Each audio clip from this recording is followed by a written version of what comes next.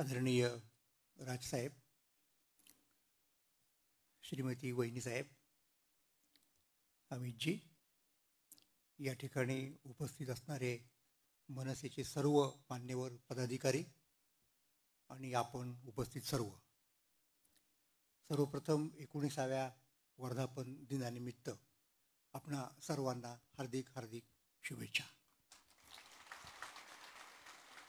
आणि या अत्यंत महत्त्वाच्या दिवशी व्याख्यान देण्यासाठी आपणासमोर मला स्वतः राजसाहेबांनी सांगितलं आणि एका अतिशय महत्त्वाच्या यंत्रणेपुढे त्यांच्या माझे 4 शब्द ठेवण्याची संधी दिली, त्याबद्दल मी त्यांचे मनापासून आभार मानतो. मी अर्थात ज्या विषयावरती बोलणार आहे तो विषय म्हणजे महाराष्ट्र आणि महाराष्ट्राचा भूतकाळ, महाराष्ट्राचा वर्तमान काळ आणि महाराष्ट्राचा भविष्यकाळ या संदर्भातली 40 मिनिटांची साधारणपणे मी मांडणी करीन. आणि त्यामुळं आपल्याला आज आपली जबाबदारी काय आहे, कारण काल, आज आणि उद्या याच्यामधल्या आजवर या टप्प्यावरती आपण आहोत. कालचा टप्पा आपल्या हातातून गेलेला आहे, आपण भूतकाळात जाऊन काही दुरुस्ती करू शकत नाही आणि पुढचा टप्पा पूर्णपणे आपल्या हातात नसतो. काही प्रमाणामध्ये म्हणजे आपण त्याला एक दिशा देऊ शकतो, आपण त्याच्याबद्दल घडण्यासाठी काही बेसिक गोष्टी करू शकतो, त्या कुठल्या असू शकतात या संदर्भात मी काही विवेचन करणार आहे. आणि खरं तर महाराष्ट्र हा माझ्या अभ्यासाचा विषय माझ्या लहानपणापासून राहिलेला आहे.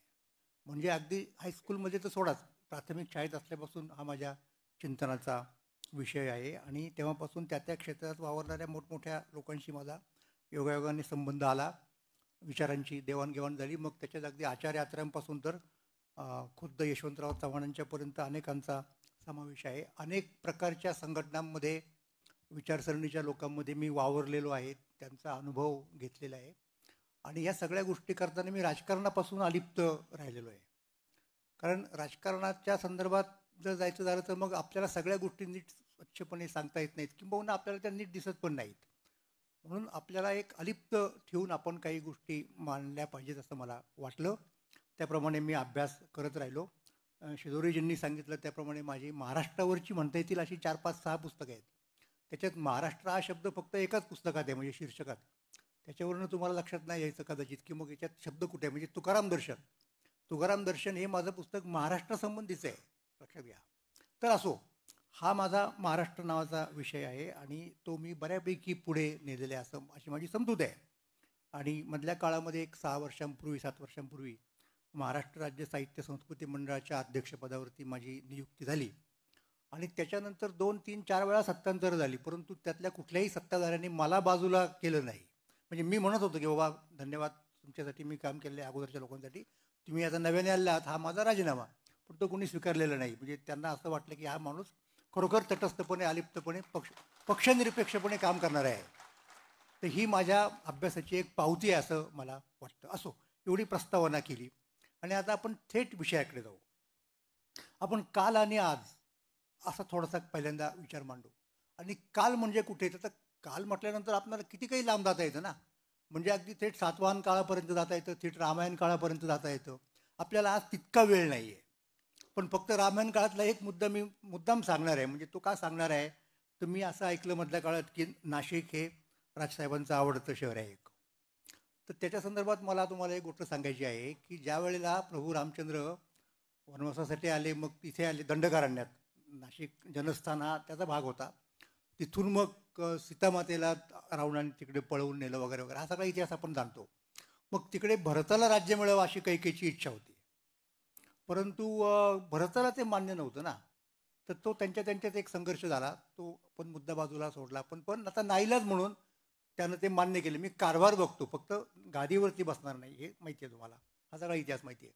दरम्यानच्या काळात सीतेचं हरण झालं, मग रामप्रभू तिकडे निघाले लंकेत जायला रावणाला मारण्यासाठी आणि सीतेला सोडवण्यासाठी. तर ही गोष्ट भरताच्या कानी गेली आणि भरताच्या कानी गेल्यानंतर त्याला वाटलं अरे आपण मदत करायला गेलं पाहिजे ना. आपल्या वहिनींचं अपहरण झालेलं आहे, म्हणजे आत्ताच्या शब्द वापरायचं झाला तर. मग तिथे जर रामप्रभू गेले असतील त्या रावणाला मारायला लंकेत, तर आपण त्यांना मदत केली पाहिजे. म्हणून भरत सैन्य घेऊन निघाला. दरम्यानच्या काळात काय झालं की रामप्रभू पोहोचले सुद्धा लंकेत, युद्ध पण झालं, त्यांनी रावणाला मारलं, सीतेला सोडवलं आणि ते परत निघाले. म्हणजे भरताला ती संधीच मिळाली नाही. भरत निघेऊन इथे येईपर्यंत राम इथे आले, म्हणजे महाराष्ट्रात त्यांची पहिली भेट झाली नंतर. आणि ती तिथेच, म्हणजे जिथे सीतेचं हरण झालं होतं जनस्थानामध्ये, म्हणजे आजच्या नाशिकमध्ये. आता तुम्हाला गंमत सांगतो, पुढची गंमत फार इंटरेस्टिंग आहे. ती गंमत अशी आहे की आता 14 वर्ष होत आली होती किंवा झालीच होती जवळजवळ, आणि तो काळ संपला होता. तर भरताला रामाकडे चार्ज देण्याची इतकी उत्सुकता, इतकी घाई होती की अयोध्यापर्यंत जायला त्याची तयारी नव्हती तिथे थांबायला. त्यानं रामप्रभूचा पहिला राज्याभिषेक हा नाशिकला केला. माहीत नाही लोकांना आहे. म्हणजे हा पहिला राज्याभिषेक रामाचा इथे आहे. म्हणजे इथला खरा राजा, ज्याला आपण अधिकृत राजा म्हणू शकतो, हा प्रभू रामचंद्र आहे महाराष्ट्राचा. आणि मग अयोध्येचा झाला. आता हे नाशिकच्या लोकांना माहीत नाही. तो काय वेगळा मुद्दा झाला. त्याच्यानंतर तुम्हाला एक नाशिकबद्दल आणखीन एक गमतीची गोष्ट सांगायची आहे. ती फार इंटरेस्टिंग आहे. एक फार मोठा ब्रिटिश अधिकारी आपल्याकडे होता. त्याचं नाव W. Hunter, sir W. Hunter. आणि हंटर साहेब म्हणजे कोणते, आपल्याला तेवढं माहिती असतं की महात्मा फुले यांनी ज्याच्या पुढे साक्ष दिली ते हंटर. हंटर हा आपल्याकडच्या गॅजेटियर नावाची जी गोष्ट आहे ना, त्याचा जनक आहे. हंटरनी महाराष्ट्राचा इतिहास लिहिला, मराठ्यांचा. हंटरनी भारताचा इतिहास लिहिला. हंटरनी खूप चांगल्या चांगल्या गोष्टी केलेल्या आहेत. त्या हंटरचं असं म्हणणं होतं की भारताची राजधानी ही नाशिक असली पाहिजे, हे त्यांनी लिहून ठेवलेलं आहे. असो, तर सांगायचा मुद्दा असा की भारतामध्ये महाराष्ट्राचं स्थान किती महत्त्वाचं आहे हे मला तुम्हाला सांगायचं की संपूर्ण रामायणाला टर्न देणारी जी घटना आहे एक, ती महाराष्ट्रात घडली. आणि वगैरे वगैरे वगैरे. मी आता फार लांब जाणार नाही, कारण मी तुम्हाला म्हटलं की हे फक्त सुरुवात म्हणून तुम्हाला एक महत्त्व सांगतो आपण किती लांबचे आहेत. महाराष्ट्र ही उदाहरणार्थ भगवान श्रीकृष्णाची सासरवाडी आहे. आपल्या विदर्भामध्ये अमरावती नावाचं जे गाव आहे त्याच्या तिथे ते कौंडिन्यपूर वगैरे वगैरे होतं. ही गोष्ट आपल्याला माहिती आहे. तर आपण तिथून थेट पुढे येऊ. पुढे आपण कुठे येऊ, एक टप्पा आत्ता वगळू, परत त्याच्याकडे जाऊ कदाचित आपण तिथे. म्हणजे आता आपण ब्रिटिश काळामध्ये येऊ. ब्रिटिश काळामध्ये महाराष्ट्राच्या इतिहासाचं संशोधन व्हायला लागलं, भारताच्या इतिहासाचं संशोधन व्हायला लागलं. अगोदरचे संशोधक हे अर्थात इतिहास लेखक हे ब्रिटिश होते, पाश्चात्य होते. मग हळूहळू भारतातले लोक त्याच्यामध्ये प्रवेश करते झाले.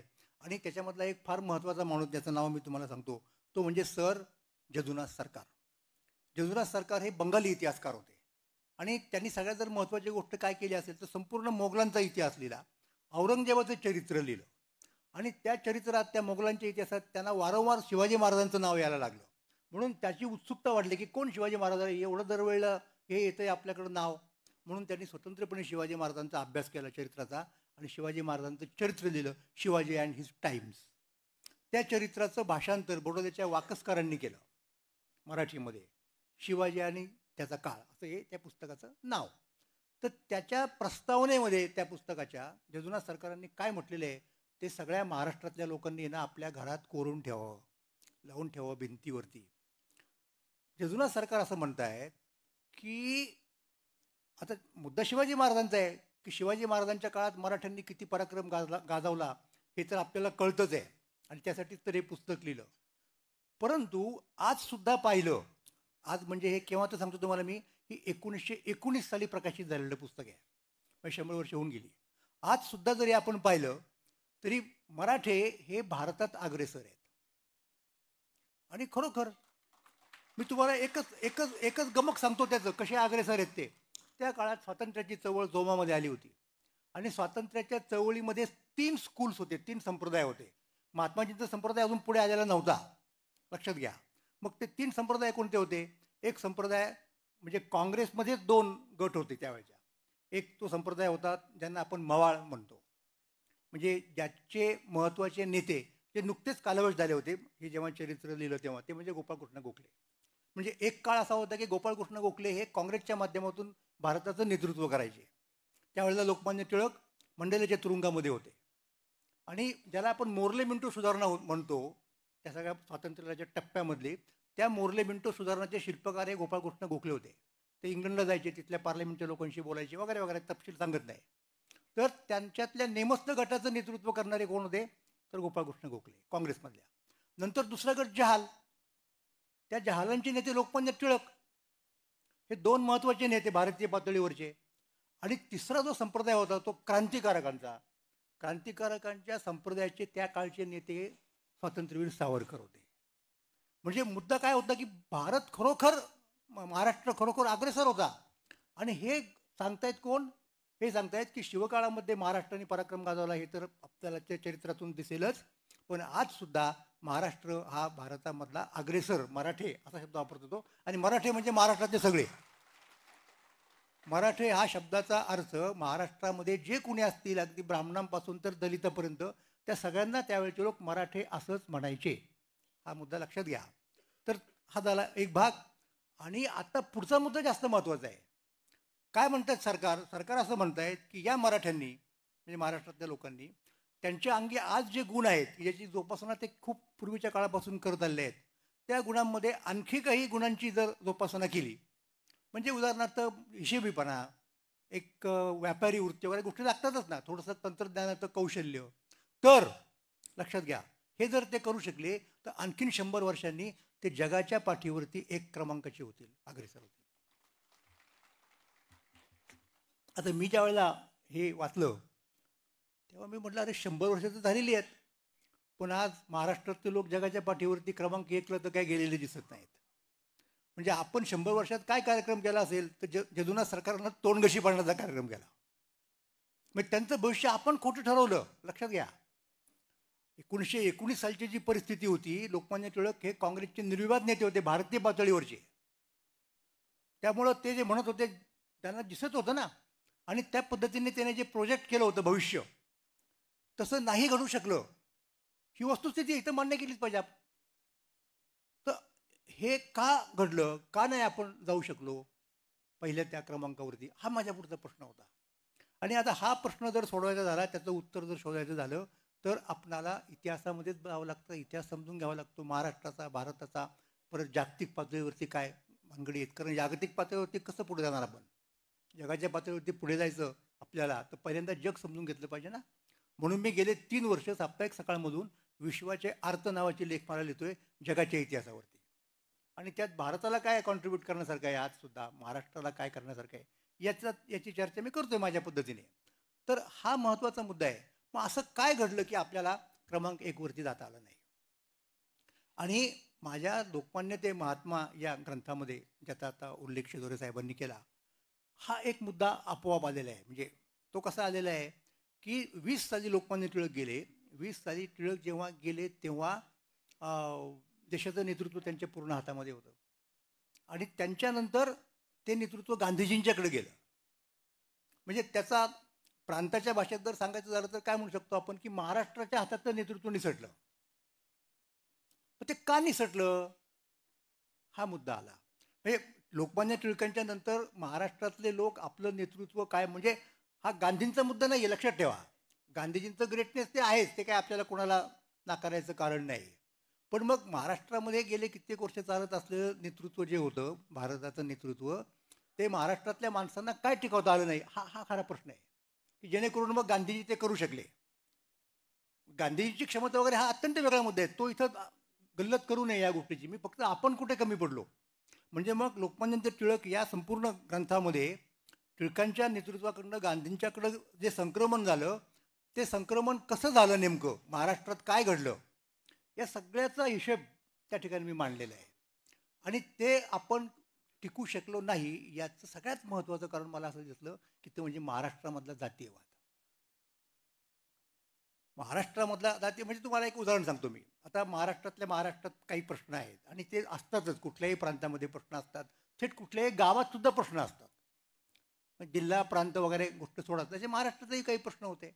आणि महाराष्ट्रातल्या प्रश्नांची सोडवणूक करताना महाराष्ट्रात त्या काळात काही प्रमाणात जातीय संघर्ष होणं अपरिहार्य होतं. पण मग जेव्हा आपण राष्ट्राच्या पातळीवरती जातो तेव्हा हे प्रांताच्या पातळीवरचे संघर्ष आपण काही काळापुरते का होईना आपण बाजूला ठेवले पाहिजेत. ही जी महत्त्वाची भूमिका होती ना, ती भूमिका आपल्याला नाही स्वीकारता आली त्या काळामध्ये. म्हणजे आता तुम्हाला माहिती आहे की कौरव आणि पांडव यांच्यात किती युद्ध होतं, म्हणजे किती वैर होतं. म्हणजे कौरवांनी पांडवांचं राज्य लबाडीने हिरावून घेतलं, त्यांना तिकडे वनवासात पाठवलं वगैरे, या गोष्टी आपल्याला माहिती आहेत. तर ते तिकडे वनवासामध्ये असताना झालं असं की ते एके ठिकाणी गेले होते, असं काहीतरी जलक्रीडा वगैरे करायला पिकनिकला गेले होते कौरव.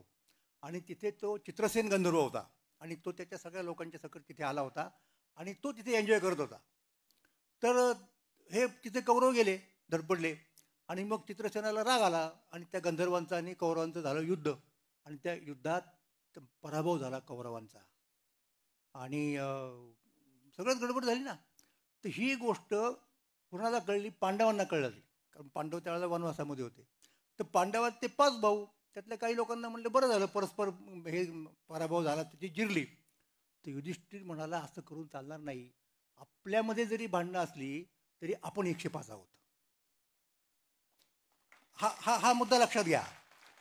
त्यामुळं दुसरा कुठला जर फोर्स आला आपल्याकडे तर आपण त्याच्याशी एकत्र येऊन लढलं पाहिजे, मग आपले आपले प्रश्न आपण सोडू शकतो.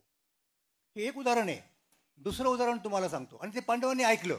अर्जुन गेला, लक्षात घ्या, आणि बाकीची काय कौरव पांडव असतील, आणि त्यांनी चित्रसेनाचा पराभव करून सोडवून आणलं कौरवांना. ही ती गोष्ट आहे. दुसरी गोष्ट तुम्हाला सांगतो. ती गोष्ट काय आहे? ती गोष्ट अशी आहे की आपण म्हणताना म्हणतो हल्ली महाराष्ट्रगीत वगैरे जोरात चाललेलं असतं, ते म्हणावं लागतं राष्ट्रगीताच्या बरोबर.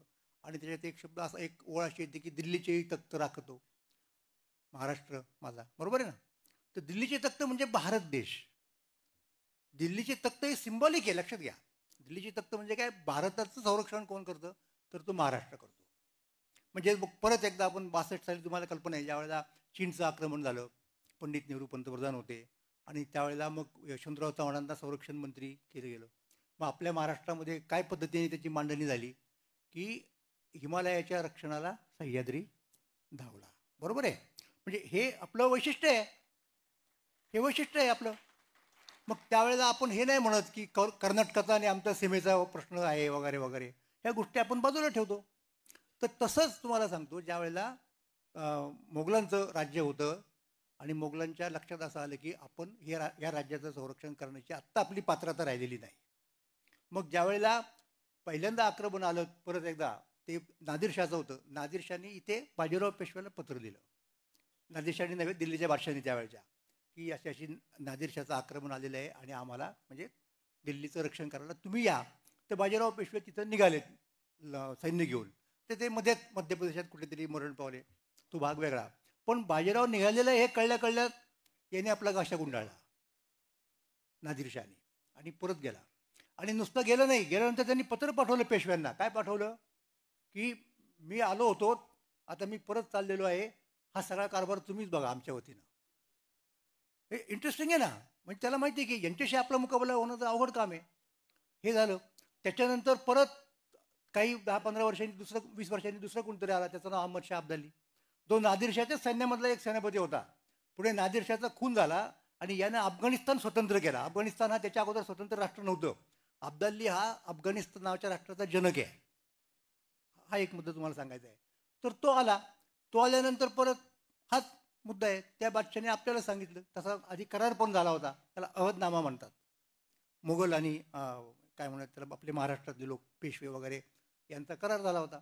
मग त्या कराराप्रमाणे आपण जाणार तिथे. पण आपण जेव्हा तिथे गेलो त्यावेळेला तुम्हाला सांगतो, सदाशिवराव भाऊंनी पत्र दिलेली आहेत त्यावेळेच्या उत्तरेतल्या सत्ताधाऱ्यांना. काय पत्र दिलेली आहेत? की हा अब्दाली परकीय आहे. तेव्हा भारतात आपण जे कोणी असतो, म्हणजे अगदी दिल्लीच्या तख्तावरच्या बादशाह सकट तर कोण, जयपूर, उदयपूर, अमुक तमुक, भरतपूर, इकडचे तिकडचे सगळे लोक जे आहोत ना, ते भारतातले आहोत, हिंदुस्थानी आहोत. आणि म्हणून आपण सगळ्यांनी एकत्र येऊन त्याचा मुकाबला केला पाहिजे. ही महाराष्ट्राची दृष्टी आहे बघण्याची देशाच्या प्रश्नाकडे. अर्थात त्या लोकांच्या कानात काय नीट शिरलं नाही, त्यांनी मराठ्यांना मदत केली नाही, लक्षात घ्या. उत्तरेकडचे जर लोक मराठ्यांच्या बरोबर राहिले असते तर आपल्याला पानिपतची लढाई हरण्याचा प्रश्नच नसता आला. आणि तसंही म्हणजे आपण हारलो म्हणजे जिंकता हारलो, त्याच्याबद्दल आपण फार दुःख करायचं कारण नाही. त्याचे जे काही परिणाम व्हायचे ते झाले, नंतर आपण त्याच्यातूनही सावरलो वगैरे वगैरे, हा इतिहास वेगळा आहे. तर मला सांगायचा मुद्दा काय होता या ठिकाणी सगळ्यात महत्त्वाचा, की अशा पद्धतीने महाराष्ट्राचा दृष्टिकोन हा पहिल्यापासून व्यापक राहिलेला आहे. आणि किती व्यापक राहिलेला आहे? साधा व्यापक नाही, म्हणजे भारताची तर काळजी आपण केलीच, पण आपल्या रक्तामध्ये, आपल्या स्वभावामध्ये जागतिक स्तरावरती विचार करण्याची क्षमता आहे.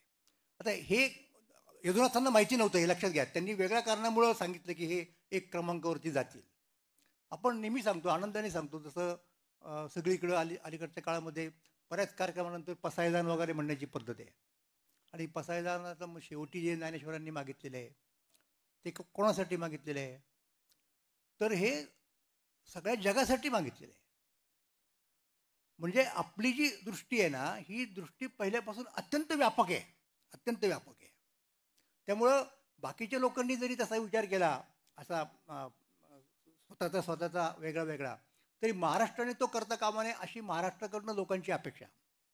आणि हे जे काही आहे ना, जसा आत्ता त्यांनी अतिशय महत्त्वाचा मुद्दा सांगितला, उल्लेख केला बरोबर, तो उल्लेख म्हणजे महाराष्ट्र धर्माचा. म्हणजे जेव्हा त्या नायकोरावांनी ही परिषद घेतली, खरोखर त्याच्यावरती आता नुकतंच एक तरुण संशोधकाचं पुस्तक आलेलं आहे, संदीप दहिसरकर नावाचं, मैकावतेची बखर त्यांनी परत छापली. तेव्हा हे जे राज्य आहे मुसलमानांचं राज्य, ते जवळजवळ सगळ्या भारतात पसरलेलं होतं. पण अन्य कोणाच्याही डोक्यात हा नाही विचार आला, तो महाराष्ट्रातल्या लोकांच्या आला. आणि म्हणून त्यांनी परिषद बोलवली, सगळे आसपासचे विद्वान, शास्त्री, पंडित, योद्धे सगळे बोलवले, सगळ्या जातीचे बोलवले. लक्षात घ्या, तिथे सगळ्या जातीचे लोक होते त्या परिषदेला आलेले. आणि परिषदेमध्ये विचार त्यांनी काय मांडला, अत्यंत महत्त्वाचा विचार मांडला की ज्याचा आता उल्लेख शिदोरे साहेबांनी केला. तो महत्त्वाचा मुद्दा असा होता की आपण महाराष्ट्र धर्म पाळला पाहिजे. म्हणजे नेमकं काय, मग त्याचा उल्लेख वारंवार होत राहिला. रामदास स्वामींनी जे पत्र वगैरे लिहिलं त्याच्यात सुद्धा असं ते ना, महाराष्ट्र धर्म वाढवावा. पुढे आणखीन गेल्यानंतर संपूर्ण शिवकाळामध्ये मग राजाराम छत्रपती असतील, बाकीचे लोक असतील, त्यांच्यासुद्धा पत्रांमध्ये एकमेकांना लिहिलेल्या याचा उल्लेख आहे की आपण मराठ्यांनी कसं वागलं पाहिजे, महाराष्ट्र धर्माला धरून वागलं पाहिजे. आणि ही सगळी चर्चा पुढे नेली गेली. आणि ब्रिटिश काळामध्ये म्हणजे आपण जेव्हा पारतंत्र्यामध्ये होतो तेव्हा परत एकदा त्या महाराष्ट्र धर्माची चर्चा व्हायला लागली. न्यायमूर्ती रानडे, इतिहासाचार्य राजवाडे, राजाराम शास्त्री भागवत या सगळ्या लोकांनी महाराष्ट्र धर्माची चर्चा केलेली आहे. आणि त्या महाराष्ट्र धर्माच्या चर्चेचा समारोप म्हणता येईल असा खरं तर तो कुणी केला, तर तो केला तो आचार्य विनोबा भावांनी. आणि त्याच्यापूर्वी पण एक टप्पा आहे, तो मी तुम्हाला सांगतो थोडक्यात. पण विनोबा काय म्हणाले बघा, विनोबा असं म्हणाले की महाराष्ट्र धर्म हा त्रिविक्रम आहे. आणि त्रिविक्रमाचा अर्थ असा की जो अवतार झाला ना पूर्वीच्या काळात विष्णूच्या 10 अवतारापैकी त्यातला एक अवतार वामन. वामन हा लहान आहे, बटू आहे, आणि पण त्याच्यात क्षमता केवढी आहे की वामनाने 3 पावलात मावेल एवढी जमीन मागितली बळीकडे, बळीने दिली. मग त्यांनी पहिल्या पावलामध्ये संपूर्ण पृथ्वी व्यापली, दुसऱ्या पावलामध्ये स्वर्ग व्यापला, म्हणजे 3 पावलं त्याची एकूण. तसं महाराष्ट्र धर्माची 3 पावलं आहेत. ती कोणती, पहिलं पाऊल हे महाराष्ट्र म्हणजे स्थानिक, कारण जोपर्यंत आपला पाया पक्का नाही तोपर्यंत आपण बाहेर जास्त गडबड नाही करू शकत, हा मुद्दा आहे. दुसरं संपूर्ण हिंदुस्थान, आणि तिसरं पाऊल संपूर्ण विश्व. हे कोण म्हणतंय, हे विनोबा भावे म्हणतायत. आता त्रिविक्रम धर्म आहे असा तो महाराष्ट्र धर्म आहे. आणि आणखीन एक मला मुद्दा सांगायचा आहे, आणि तो मला असं वाटतं फार महत्त्वाचा आहे.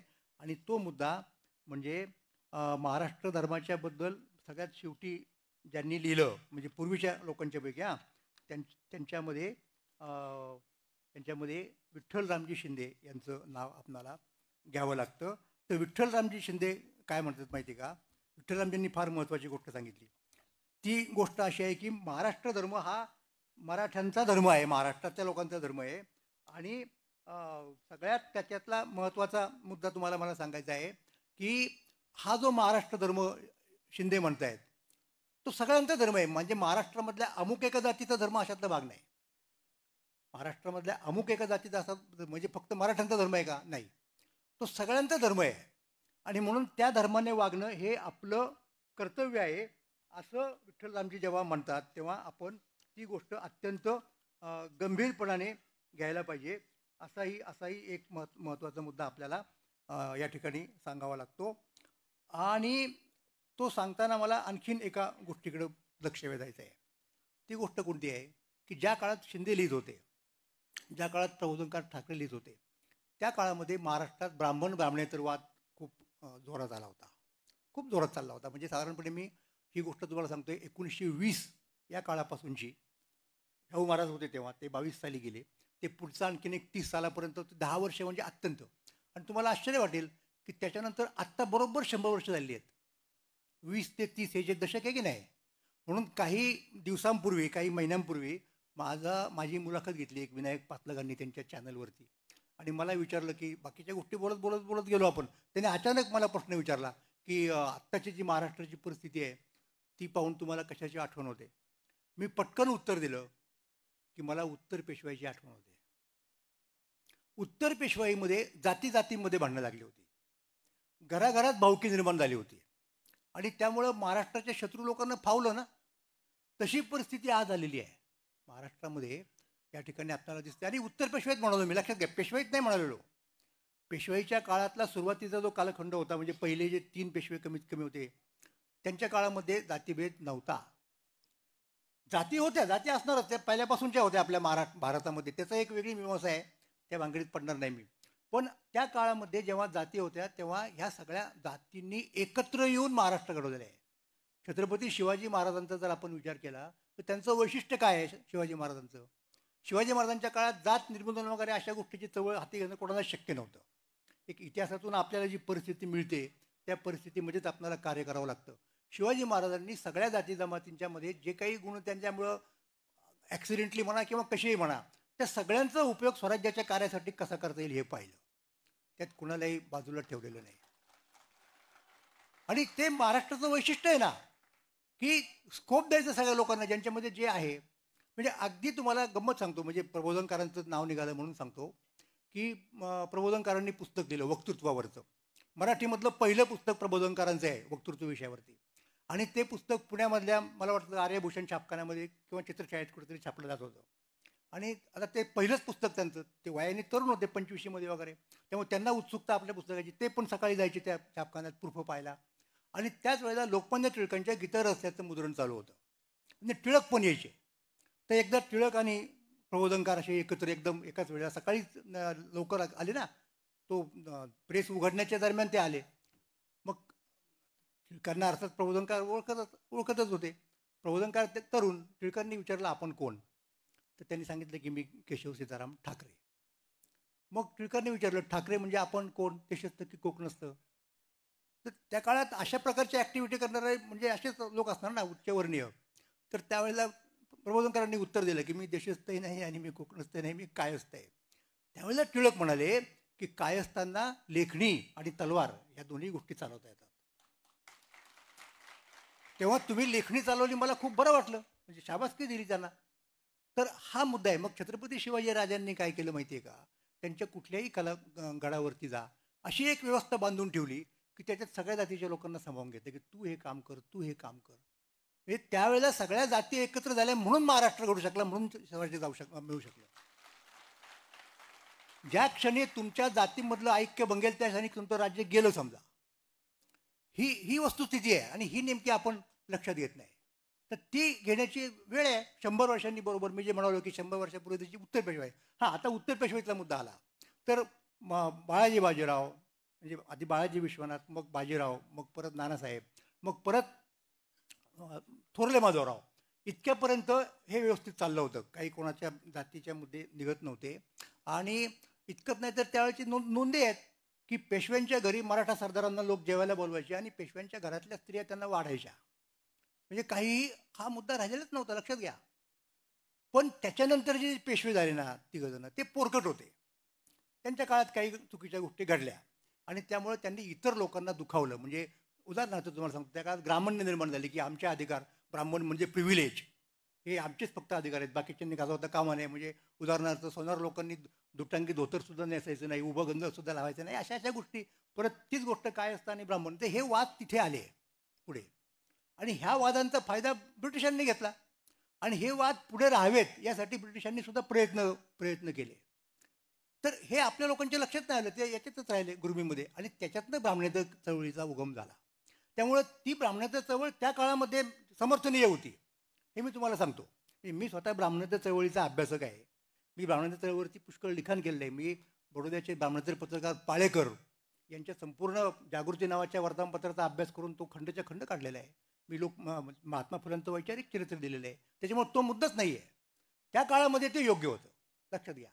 पण आता काय झालं माहिती आहे का, अलीकडच्या काळामध्ये, की त्या काळात जी गोष्ट योग्य होती ना ती खरोखरची योग्य होती. आता ती कदाचित योग्य तेवढी नसेल, पण जर तिचा उपयोग आम्हाला राजकारण करण्यासाठी होतो तर त्याचा वापर करून टाकायचा, अशी आत्ताच्या राजकारणी मंडळींच्या मध्ये एक प्रकारची काय म्हणत त्याला फॅशन नाही म्हणणार मी, परंतु प्रवृत्ती निर्माण झालेली आहे आणि ती काही योग्य नाही असं मी या ठिकाणी निश्चितपणे आपल्याला म्हणू शकतो. हां, आणि आणखी आपल्याला एक मुद्दा,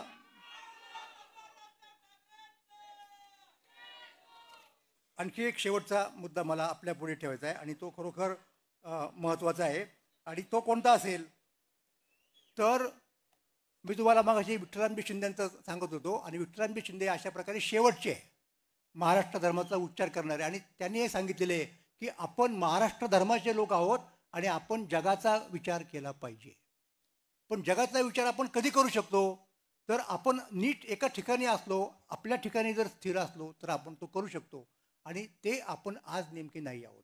आणि आपण का नाही आहोत तर आपल्यामधल्या जातीयवादानं वर डोकं काढलेलं आहे आणि तो जोपर्यंत आपण नष्ट करीत नाहीत तोपर्यंत आपल्याला परत एकदा महाराष्ट्र धर्म म्हणून म्हणणं. आणि हा एक फार अगदी म्हणजे असं बघा की दोन गोष्टी आहेत, एक आयडिओलॉजी आहे आणि एक आयडेंटिटी आहे.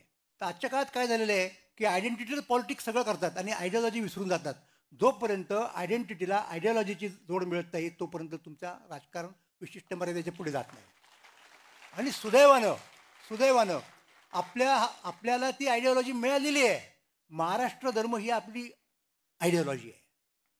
म्हणजे आपल्याकडे आयडेंटिटी आहे की जिचं संरक्षण करण्यासाठी आधी शिवसेना मग मनसेना हे गेले कित्येक दिवस झगडत आहेत आणि आपल्याकडं आयडिओलॉजी आहे ती महाराष्ट्र धर्माची आहे. जर आपण महाराष्ट्रीयन मराठी माणूस मराठी आणि आपल्याबरोबरची आयडिओलॉजी म्हणजे महाराष्ट्र धर्म म्हणजे आपली स्वतःची देशाची आणि जगाची चिंता करायची हे जर आपण करत राहिलो तर यदुनाथ सरकार म्हणाले त्याप्रमाणे आपण परत एकदा म्हणजे 100 वर्षाचा काळ गेला पण आणखीन 25 वर्षात जगात सुद्धा अग्रेसर होऊ शकू असं मला वाटतं.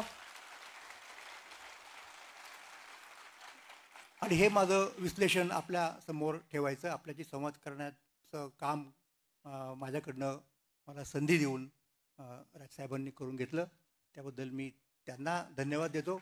आपण शांतपणे ऐकून घेतलं आपल्याला धन्यवाद देतो आणि या 19व्या वर्धापन दिनानिमित्त परत एकदा शुभेच्छा देऊन थांबतो. जय हिंद, जय महाराष्ट्र, जय विश्व.